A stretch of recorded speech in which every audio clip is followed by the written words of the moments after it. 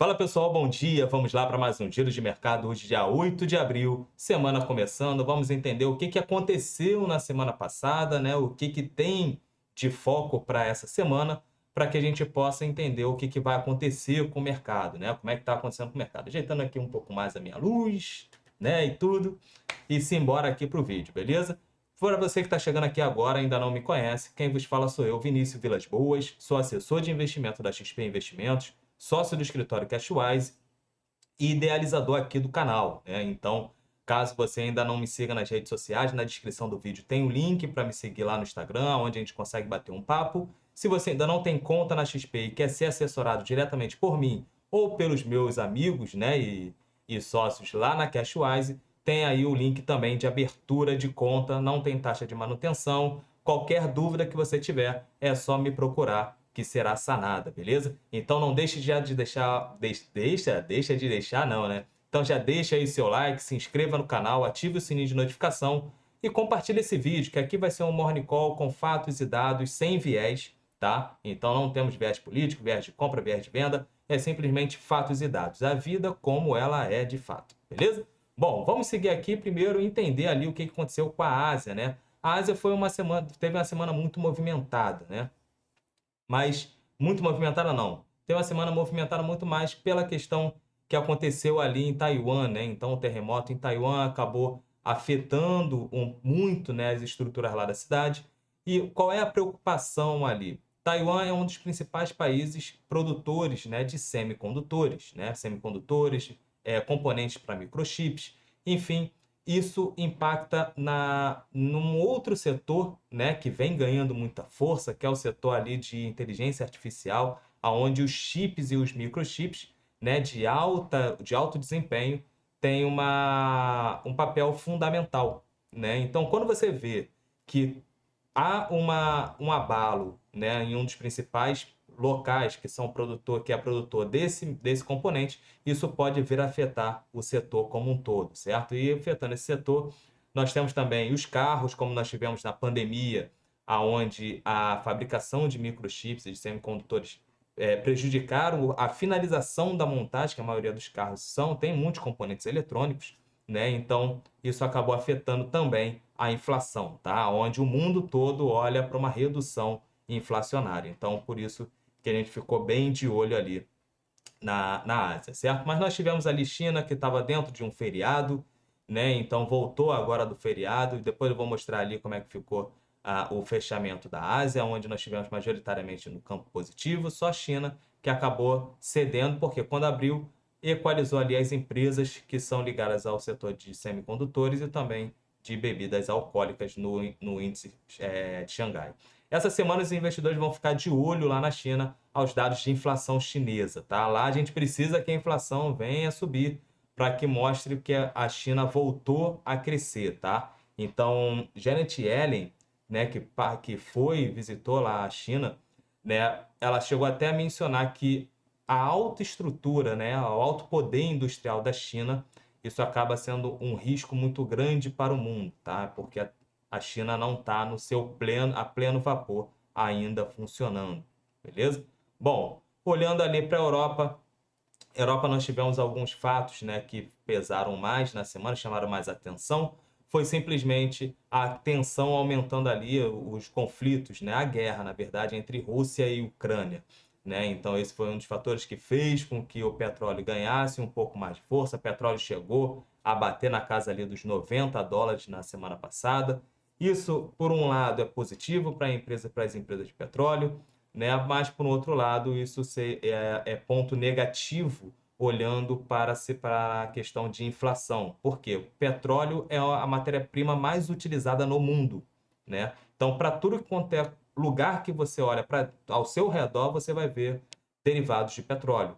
Se não tem petróleo envolvido naquele componente, teve petróleo, derivados, para levar esse componente até o seu destino, né? Então, é através ali dos fretes, tanto marítimos quanto aéreo e terrestre. Eita, agora visitei bastante, né? Bom, sobre a inflação ali no Reino Unido e na zona do euro, está totalmente controlado. Os dirigentes dos principais dirigentes dos BCs acabaram falando, né, junto com a semana passada também, os principais dirigentes do Fed, né, que falaram pra caramba, sendo que lá na zona do euro os principais dirigentes foram um pouco mais doves, né, mostrando que podem sim cortar a taxa de juros antes de qualquer outro banco central no mundo. Porém, Nigel, né, que é um dos principais dirigentes, né, do Banco Central Europeu, não deixou de mencionar que cortar juros cedo demais pode ser um risco, né, para a economia europeia, tá? Essa semana nós temos ali a decisão da política monetária na zona do euro. O BCE vai decidir a sua política monetária, se eu não me engano, eu não botei a data aqui, mas depois eu vou passar certinho ali para vocês, se eu não me engano é na quinta-feira, tá? Então, quinta-feira tem decisão de política monetária. As bolsas acordaram hoje majoritariamente no campo positivo, bem tranquilas, né? Aguardando aí alguns dados dentro dessa semana. Nós tivemos a produção industrial da Alemanha, que é a principal economia da zona do euro, surpreendendo aí, subindo mensalmente aí no mês de fevereiro, 2,1%, né? Então isso é bem positivo. A principal economia da zona do euro, com a sua indústria avançando, né? Ganhando força. Ou seja, se a indústria está produzindo, quer dizer que o varejo está consumindo. Se o varejo está consumindo esses produtos da indústria, os consumidores estão comprando no varejo. Isso é bom porque aí mostra que a economia está quente, né? A economia está boa.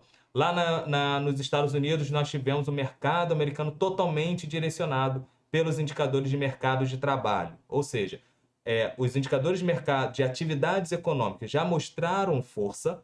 Nós tivemos uns indicadores de mercado de trabalho também mostrando que o mercado de trabalho está sólido, tanto é que a taxa de desemprego reduziu lá nos Estados Unidos, e isso afeta diretamente a decisão da política monetária norte-americana, tá? Aí o que que acontece? Se o mercado continua forte, continua sólido, isso dificulta o Banco Central, né, o norte-americano, o Fed, o Federal Reserve, a cortar a taxa de juros, né? Por isso que nós vimos na semana passada as bolsas norte-americanas em liquidação, tá? Em liquidação. Apesar de nós termos ali no último dia, ali na sexta-feira, um respiro maior pelas bolsas norte-americanas, isso não apagou a queda, né, desenfreada que nós tivemos na semana passada, tá? Por quê? Quando os dados de emprego norte-americano vieram bons e corroborando, né, complementando as atividades econômicas, nós temos ainda uma economia muito forte, uma economia pujante, então mercado de trabalho forte, renda no bolso da população, dinheiro na mão é vendaval, compra, consumo afeta a inflação. Então, tem essas preocupações ali. Então, toda a expectativa que nós tínhamos com a queda de juros norte-americana, isso de aposta começou a reduzir, tá? Então, com a redução dessas apostas, a galera foi tomando um pouco mais de segurança e saindo de ativos de risco, beleza? Bom, essa semana o mercado vai acompanhar divulgação de índice de preço do consumidor, né, lá nos Estados Unidos, em março, na quarta-feira, e também nós temos ali a ata, né, da reunião do Fed. Então vamos entender o que está na ata e não estava tão claro assim no discurso do Jerome Powell, beleza? Então vamos aguardar isso aí. Temos aí também índice de preço ao produtor. Então nós temos inflação e ata do Federal Reserve, que vai direcionar aí as atenções para o mercado nessa semana. Aqui no nosso Brasilzão, antes de mostrar aqui o Brasilzão, que a gente vai primeiro mostrar aqui, ó, Ásia e Oceania majoritariamente no campo positivo, exceto China, né? Xangai caindo aí 0,71% na volta do feriado. Europa majoritariamente no campo positivo, né? E nós temos futuros americanos aqui tendenciando, né, uma abertura no campo negativo, tá? Nós estamos tendenciando a abertura no campo negativo. Petróleo está levemente ali, praticamente no 0 a 0, mas travetando ali o Brent, trabalhando na casa ali dos $90, né? Nós temos também o WTI trabalhando na casa ali dos 85, $86. E o índice DX está praticamente no 0 a 0, está bastante neutro ali, 0,07% de alta, tá? Olhando os treasuries, os preços caindo, rendimentos subindo, né? E nós temos aqui o Ibovão da Massa, que fechou a semana com 1,2% de queda, cotado ali nos 126.795 pontos. Show? Bom, vamos olhar aqui o nosso Ibovão da Massa. O Ibovespa, que está nessa lateralizaçãozinha aqui, nessa lateralização não mudou. Essa linha aqui, ó, que está no meio do caixote, né, foi essa resistência aqui, tá? Dos 128 mil pontos aqui, beleza? Que tá acabando fazendo com que o nosso Ibovão da Massa não ganhe, de fato, esses 128 mil pontos. Mas o caixotão que eu mostro é entre os 125.500 pontos e os 130 mil pontos, beleza? Essa é a lateralização do nosso Ibovespa. Nós precisamos ter motivadores para que isso mude, tá? Para que venha ganhar força e ganhar ali os 131 mil pontos. Nós não temos cenário para trabalhar abaixo de 125 mil pontos, mas também não temos cenário para trabalhar acima dos 130 mil pontos. Qual é a minha leitura com isso? Nós temos as empresas que pesam no Ibovespa apanhando, mas também não pode apanhar tanto assim, porque senão vai ficar muito descolado de preço, tá? Nós temos aqui a nossa querida Vale apanhando, né, trabalhando ali na casa abaixo dos 60 reais, né? Falei na semana passada, se ganhasse os 63, poderia mudar o cenário de Vale, mas ainda não mudou. Então continua nessa lateralização de 62 aos 59 reais, beleza? Vamos entender essa lateralização depois. Nós tivemos Petrobras também apanhando um pouco mais devido aos noticiários que saíram na semana passada com a questão uma parte boa, que é a divulgação dos dividendos, né, a distribuição dos dividendos, e outra parte seria a troca do comando da estatal, né? Então, foi falado sobre Mercadante, a saída ali do Prates, o mercado não gostou muito, achou que há muita mão ali do governo dentro da estatal, mas aí é o que eu quero passar para vocês. Mas a empresa é estatal, o governo vai se meter. O que vocês têm que olhar, não bota o risco de governança no seu cálculo, mas não deixe de olhar os fundamentos da empresa, tá? Então, muita gente não gosta de operar estatal, não gosta de ter estatal na carteira, justamente por essas interferências do governo. Mas se a estatal é boa, olhe os fundamentos, tá? Olhe os fundamentos, faça os cálculos e compre quando estiver dentro do seu preço, beleza? Dentro do seu preço. Então, só esse adendo que eu queria passar para vocês. Show? E com isso, né, com a questão da Vale apanhando cada minério de ferro, né, o setor imobiliário na China ainda continua apanhando bastante, né, esse feriado lá na China acabou afetando um pouco mais também a cotação do minério de ferro, fez com que Vale cedesse. E aqui a Petrobras apanhou um pouco mais devido a esses dois fatores. Só que o dólar, ele também teve a sua participação. Nós temos aqui uma tendência primária do dólar ainda baixista, mas estamos o dólar aí querendo mudar, querendo reverter essa tendência, tá? Ganhando os 5,10, como eu falei, muda um pouco mais o cenário para o dólar, tá? A gente vai ter um dólar aí altista. O dólar já fechou aí a semana com 1% de alta, tá? A semana passada fechou com 1% de alta. O que acaba acontecendo, né?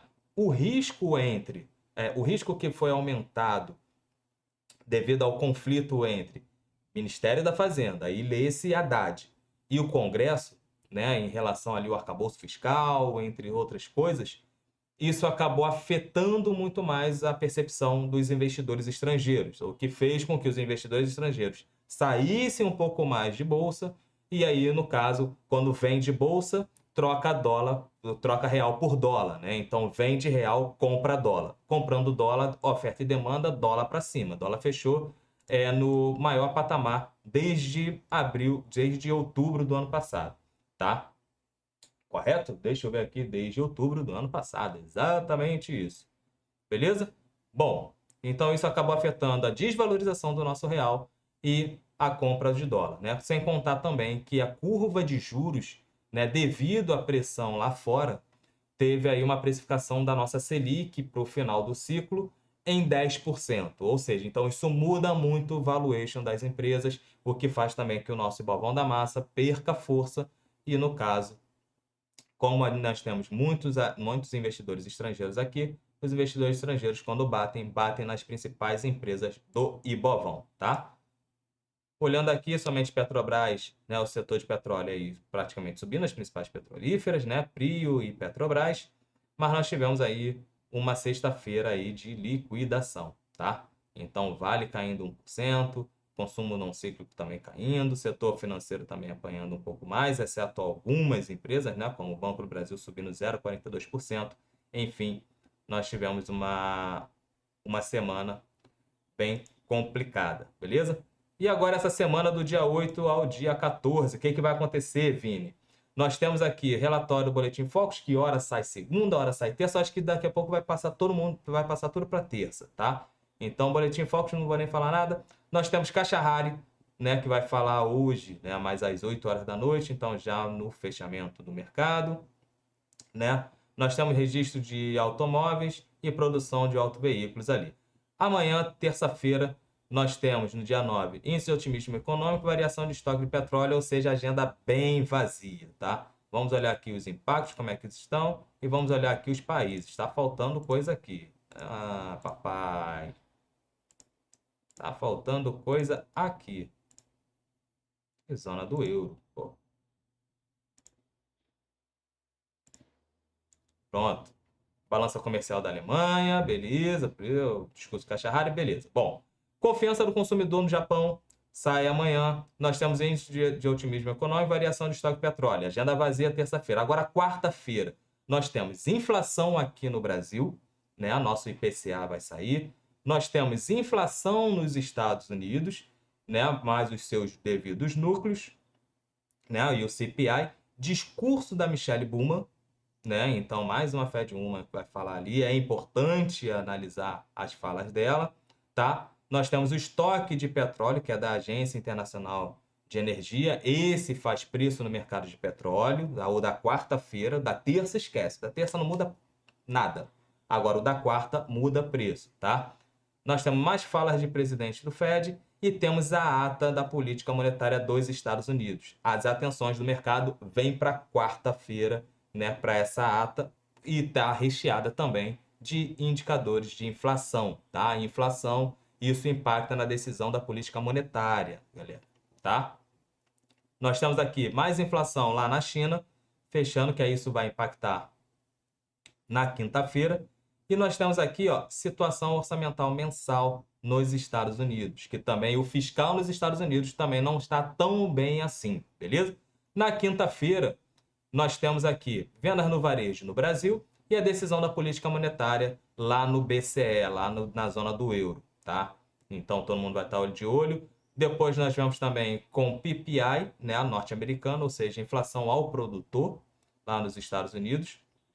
Se a inflação ao produtor subir, isso impacta na inflação ao consumidor também, tá? Porque o aumento de custo se transforma em preço final, tá? Pedido inicial em seguro-desemprego, que sai toda quinta-feira. Discurso do Williams, né, que é membro do FONC, né, do comitê.